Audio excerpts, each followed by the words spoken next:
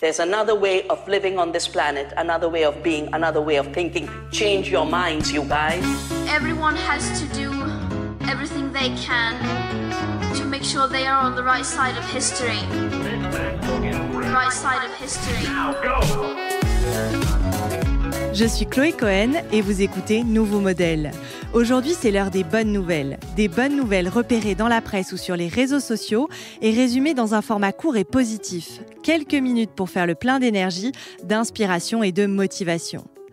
L'action reste la meilleure façon de construire le monde de demain. Nous pouvons changer les choses ensemble, mais pour ça, il faut savoir que c'est possible et que des solutions existent.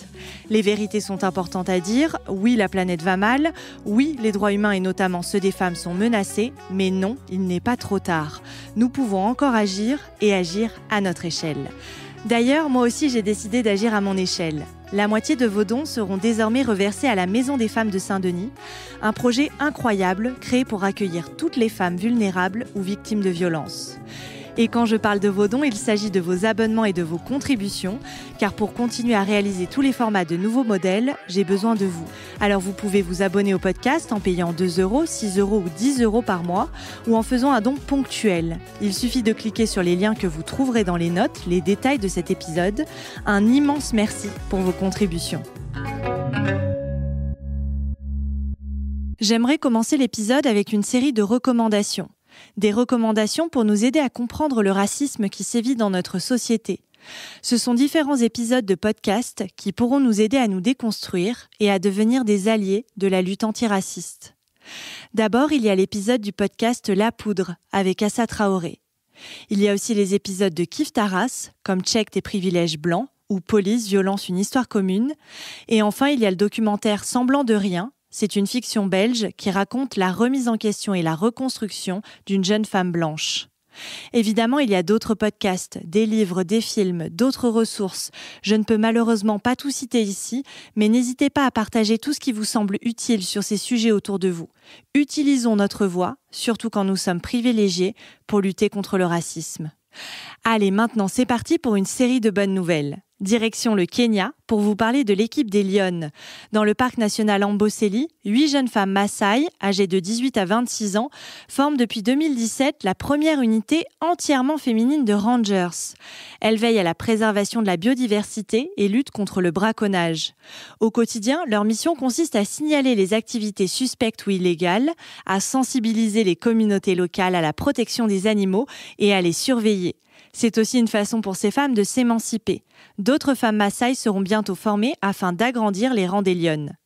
Si le sujet vous intéresse, vous pouvez lire l'article complet dans le magazine de la Fondation Good Planet. Le terme féminicide apparaît enfin dans l'édition du dictionnaire français Le Petit Larousse 2021.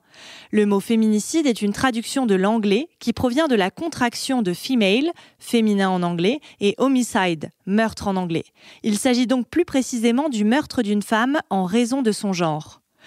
Au moment où j'écris ces mots, 39 femmes sont mortes tuées par leur conjoint ou leur ex-conjoint depuis le 1er janvier 2020. Près de Nantes, 2 amis ont créé une maison d'accueil pour les femmes atteintes d'un cancer. Ma parenthèse, c'est le nom de ce lieu d'accueil et de partage, a été créé pour prendre en charge l'après de la maladie. C'est un lieu de parole, d'activité, de réunion, de ressources pour les femmes et l'ouverture aura lieu en septembre. Les baleines à bosse sont de nouveau aussi nombreuses qu'il y a 190 ans. En 1830, environ 27 000 baleines à bosse peuplaient les océans. 120 ans plus tard, elles n'étaient que 450. L'animal a failli disparaître à cause de la chasse. Pourtant, aujourd'hui, une étude publiée par la Royal Society estime que la baleine à bosse a retrouvé 93% de ses effectifs d'origine. Alors comment c'est possible ? Eh bien tout simplement parce que dans les années 1980, la chasse à la baleine commerciale a été interdite. C'est une bonne nouvelle pour les baleines à bosse, pour la biodiversité et plus globalement pour la planète, car les baleines nous protègent du réchauffement climatique en stockant le CO2. En Malaisie, l'État de Terengganu va interdire le commerce des œufs de tortues marines. L'État de Terengganu, qui est un important lieu de ponte pour les tortues marines dans le nord-est de la Malaisie, interdira à la fin de l'année le commerce de leurs œufs pour protéger ces espèces menacées. Les populations de tortues marines ont rapidement décliné ces dernières années en raison de ce commerce, de la pollution, mais aussi du fait que les tortues soient chassées pour leur chair ou leur carapace. Pour la première fois depuis plus d'un siècle, aux États-Unis, les foyers ont consommé plus d'énergie renouvelable que de charbon. La consommation de charbon aux États-Unis a chuté de 18% l'an dernier, entraînant une baisse de 2,1% des émissions de gaz à effet de serre. La production de charbon américain a atteint son plus bas niveau depuis 1975, alors qu'il s'agissait de la première source pour la production d'électricité il y a seulement 10 ans. Malgré le soutien affiché par Donald Trump à la filière, plus d'une cinquantaine de centrales à charbon ont fermé leurs portes en 2019.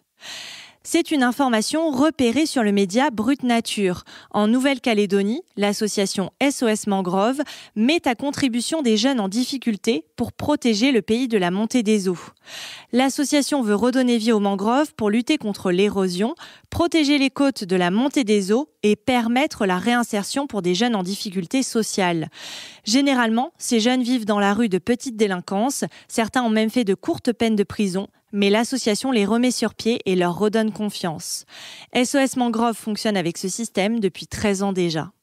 J'aimerais terminer avec une information sur l'industrie textile qui m'avait échappé. La marque américaine de basket éco-responsable Allbirds a lancé la Tridasher, une basket de course fabriquée à partir de fibres d'eucalyptus, de laine mérinos et de canne à sucre. Des matériaux naturels renouvelables pour une empreinte carbone de 9 kg de CO2. Mais Allbirds s'autotaxe pour tout le carbone émis et neutralise son empreinte en investissant dans des projets de compensation. D'ailleurs, ce savoir-faire a séduit Adidas qui a signé un partenariat avec Allbirds pour accélérer la transition de l'industrie vers la neutralité carbone. Pour rappel, une chaussure de running moyenne a une empreinte carbone d'environ 13,6 kg de CO2. Et voilà, c'est terminé pour aujourd'hui. Je vous dis à la semaine prochaine pour une autre série de bonnes nouvelles.